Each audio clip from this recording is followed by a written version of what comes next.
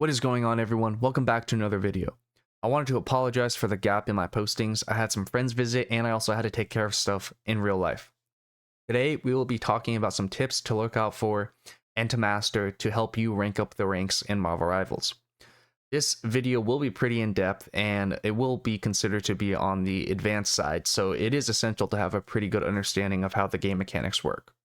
This video will discuss and cover topics ranging from different trickling and staggering techniques to circle fighting techniques and fluidity. Before we start, if you're enjoying content like this, make sure to subscribe and hit that bell notification button. I'm also not the best player in the world, and as such, I am still learning constantly. However, this video will be things that I have already learned that can and probably will help you climb the ranks. Without further ado, let's get right into it. This first tip is pretty straightforward, and it is just simply learning the crooks and crannies of the map. This doesn't just cover the usual basic stuff like routes and high ground, but rather it can get much more advanced. These advancements include learning where, when, and how to break certain environmental structures in order to provide yourself and your team with an advantage. I'm sure you all know that you can click a certain button and it will display a color on destructible environments. This is bound to be on mouse and keyboard by default and right D-pad on console by default. The usage of these can get you a sneaky kill or two, and also getting into a good position that maximizes your ability to engage and see the enemy while hiding yourself. Learning the map also entails being able to utilize a different terrain to better suit your abilities, and if you use a character like Groot, for example, you can literally create terrain to throw your ult on, suspending your enemies in the air. If you play Black Panther, you can stay suspended in different areas to hide your footsteps, but still move around and go for a flank. It is these small things that can lead to a turn in the team fight, and learning how to utilize the terrain as another part of your kit is something that is very important and can net in more team fight wins and thus more games won. From here on out, the tips might get a little complicated, so I'll try to explain them to the best of my ability, complemented with lovely homemade illustrations, so please bear with me. Staggering and trickling are really different and quite often confused, so let's get them defined first. Staggering is where a few members of your team take too long to die, while trickling is the after effect of a stagger that causes a few people to push an objective with a numerical disadvantage. It is important to understand that these are different, and trickling does not lead to staggering, but staggering can lead to trickling about 90% of the time. This is because a trickle will always result in a numerical disadvantage from the start, resulting in players dying too quickly to create a stagger. The second tip is to learn the different types of staggering and when or how to apply them into a match. There are a few types of staggers and trickles.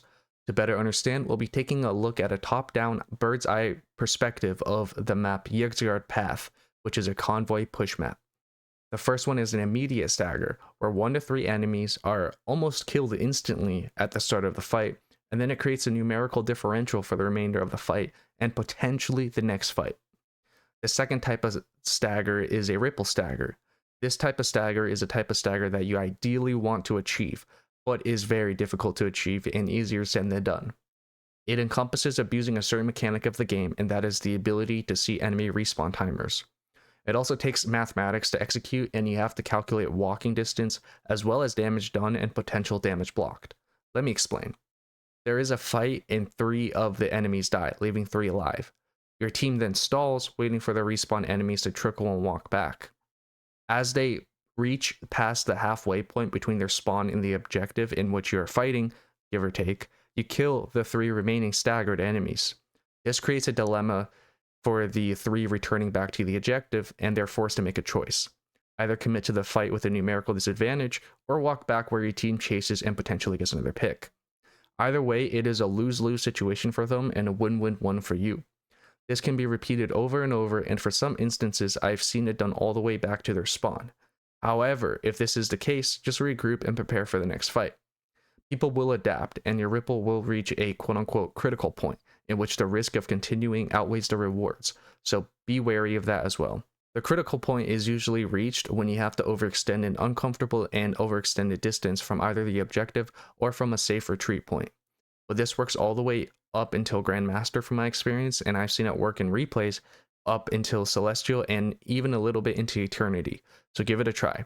It is a lot easier in theory than it is in execution, as it requires coordination and communication of another level, but if completed successfully, it gives your team the ability to maximize the rewards in just one fight. The third tip is time management. Sounds pretty straightforward, right? Well, it can get a little complicated. Time is the only constant in Marvel Rivals, as everything else is variable change dependent. However, just because you don't have any control on time in terms of slowing it down or speeding it up, it doesn't mean that you can't utilize it in ways that the other team doesn't. So here are a few ways to utilize this tool to your advantage. To understand time utilization, you must realize that time should be treated like an investment. If you invest X amount of seconds into a fight, you should be getting Y amount of rewards, whether this reward be kills, ult charge, or payload push distance. The first thing to maximize time utility is actually know to when to stop a fight. Learning when to disengage is crucial to saving time, and letting the enemy have their win in the battle can result in you winning the war. Don't force the engagement, and get out if you can. Not letting the enemy get ult stacks is crucial, as they can stall and use time against you, which is the last thing that you want. On the contrary, knowing when to execute engagements to stall time is also very important. For example, if it is towards the end of a capture point, last 10% or so, sometimes it is better to bring the fight to the enemy as they are walking out of spawn. This will not only force them to engage, but also let the time trickle enough to where you can possibly secure the win. The other way you can utilize time-constrained engagements is by changing the height in which you fight. Height is a variable that has a direct impact on time. Think of it as a tower defense game. The enemy is forced to walk through all of that firepower in order to reach the objective, or they are forced to engage you at height, which not only gives you the advantage, but also burns precious seconds in the fight. Another way that I try to implement time management every single game is by target prioritization. As mentioned before, time is a constraint for both teams. Focusing the correct targets, for this example healers, will net in less time they have to play the game, resulting in overall less heals and ult charges. Another target that can be good to focus on right now is Doctor Strange. His ability to save time by using his portal is essential when it comes to last minute skirmishes. Denying him this ability can force his team to burn 10 or so seconds by walking back to the objective. Seems pretty self-explanatory, but it can be pictured like a domino line. The more time that is spent with the least rewards will ultimately cause a trickle effect down the domino line, resulting in their dominoes falling first. The team that utilizes their time least while getting the most out of it will always win every game, and vice versa. Circle flowing is our fourth tip, and circle flowing can be pretty straightforward once you get it down. Essentially, you want to visualize a circle around the objective. Well, actually, you want to visualize a couple circles. Each of these circles represent an area that has different pressure points. These pressure points are used to force a response from the enemy. The most outer circles represent areas of least pressure, while the most inner circles represent the area of most pressure. To execute this correctly, you want to position yourself in a way that reflects your team comp. The tanks should be near the center of the circle, while the healers near the outside. The DPS should be in between the two, dishing out damage while staying in the line of sight of the healers the whole time. That is the circle part. So what about the flowing part? Well, everything in this game is dynamic, so as people shift, you should be matching it accordingly. If the enemy moves as a unit, your unit should be matching it, keeping your focus on sticking together and facing the enemy. If one of their tanks walks up, your tanks should be going to stop that. Your team should also be proactively prodding the enemy and seeing what kind of response you get. Ideally, you want to have a good understanding of the enemy and how they tend to react to certain things. If an enemy healer's first instinct is to walk up once the tanks take damage, you should be baiting it out and punishing the healer for that reaction. Sometimes you will also get a flanker on your team, whether this be a Black Panther or a Spider-Man. This will result in your team's unit being outnumbered. So how do you go about matching the circle then? Well, you should be trying to force their backline towards your diver. Let me explain. As pictured here, your team should be going in the opposite direction of your diver, keeping the attention of the enemy unit. This will expose the backline to your diver, and once he engages, it will force the tanks or the DPS to turn to counteract. This is a great moment to force a team fight, as their attention will be split. Once you get up into the higher elos though, people will be doing the same to you, seeing how your team reacts and how well you guys hold together, so be wary of that as well. Adding on to our previous tip, this next tip is to know how to damage test. Damage testing is a method in which you can see how much damage you can do before the enemy ultimately has to retreat or fall back. This is especially useful in larger areas where being able to dish out damage and force the enemy around corners away from the objective is crucial. However, this shouldn't be the number one priority. This should only be executed if you have a numerical advantage over the enemy, or if the enemy is playing super passively or overextending. Otherwise, you risk giving them free ult charge and also potentially overextending yourself. But that doesn't mean that the opportunities to practice this are scarce. Damage testing is not something that should be prolonged, but rather much more effective in small chunks. Take, for example, Hela. Hela is trying to hit the backline, but as she is doing so, the enemy Thor is putting pressure while the rest of Thor's team is still backed up. Hela's job at this point is to damage test on Thor occasionally.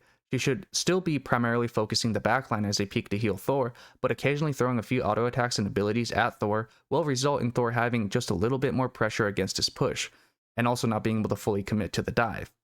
This also ties into target priority, as mentioned before, and if it is the same scenario, then Hela should be focusing Thor more and more the closer he gets, since he poses a much higher threat level when close than afar. At the same time, Hela should be matching his push, and falling back while hitting him to stay out of his range. Tip 6 is one that is pretty easy to understand and execute, but just takes a lot of time and game sense. This tip is to understand and learn the pathing of each character. What I mean by this is being able to predict where each enemy could potentially be before they even show themselves. This will ultimately allow you to have a better mental visual and understanding of where to position yourself as well as where to pre-fire. This will also allow you to know where to prioritize your attention. Because there are a lot going on during matches, being able to keep a solid understanding of the entire battlefield is very important. However, as human beings, we cannot possibly be nitpicking every little detail, so prioritizing different things in the heat of battle is important. Knowing where the enemy could potentially show up is one of these priorities. Let's give a few examples. Let's say the enemy team has a Thor and an Adam Warlock. We understand that Thor has much more mobility when compared to other tanks, as he has the ability to consistently reposition. Thus, we have to cover more ground in our head when we're looking out for him.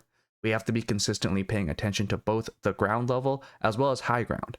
We also have to pay attention to flanks, as he is a character that has a pretty solid flank and dive kit.